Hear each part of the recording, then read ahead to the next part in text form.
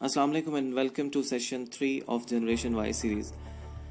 अल्लाह ताला ने तख्लीक करना क्यों शुरू किया, इस बात को हज़रत अली इब्न अबी तालिब कररमल्लाहु वजहुल करीम के इस मशहूर व मारूफ जुमले की रोशनी में समझने की कोशिश करते हैं कि जिसमें हज़रत ने फरमाया मन आरफ़ा नफ्सहू फ़क़द आरफ़ा रब्बह, कि जिस शख्स ने अपने नफ्स को पहचाना उस शख्स ने अपने रब को पहचान लिया।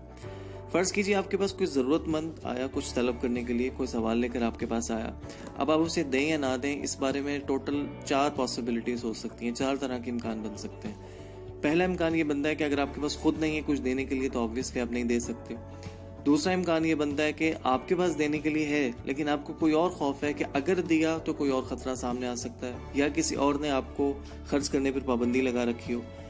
तीसरा इम्कान ये बन सकता है कि आपको इल्म नहीं है कि सामने वाला ज़रूरतमंद है भी या नहीं है, तब भी आप नहीं दे पाएंगे। और चौथा इम्कान ये बन सकता है कि आपके पास देने के लिए भी मौजूद है, आपको कोई खौफ भी नहीं है, आप जानते हैं कि सामने वाला ज़रूरतमंद भी है, लेकिन ये है कि खुदा न खास्ता आप खुद बखील हैं, आप कंजूस हैं देने में, इसलिए आप नहीं दे रहे। लेकिन अगर ये चारों इम्कान ना हो, यानी आपके पास देने की भी हैसियत है, आप पर कोई और पाबंदी नहीं है, आप जानते हैं कि सामने वाला ज़रूरतमंद भी है और आपके अंदर सखावत भी है, अब 1% भी इम्कान नहीं है कि आप ना दें, क्योंकि कोई पॉसिबिलिटी बनती नहीं है ना देने की, चारों क्राइटेरिया पूरे हो रहे हैं। अब इस मिसाल को खुदा की सिफात के ज़रिए से समझने की कोशिश करते हैं। अल्लाह ताला की एक सिफ़त है खालिक होना, वो खल्क कर सकता है, फिर वो खुद हर चीज़ पे कुदरत रखता है, कोई उस पर मुसल्लत हो नहीं सकता, फिर हर चीज़ के बारे में अलीम है, हर शय का इल्म रखता है और करीम और सखी भी है, यानी उसकी सिफ़त है कि वो देना चाहता है।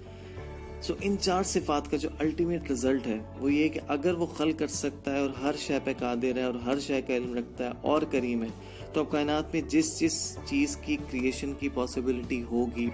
जिस चीज़ के क्रिएट होने का इम्कान होगा, वो लाजमी तौर पर उसे क्रिएट करेगा, क्योंकि खल्क ना करने की कोई और वजह हमारे सामने नहीं है, क्रिएशन के सारे क्राइटेरिया पूरे हैं। सो अब अगला सवाल ये बनता है कि कौन सी चीज़ किस इम्कान के तहत खल्क होती है और बिलखुसूस इंसान किस इम्कान के तहत खल्क हुआ,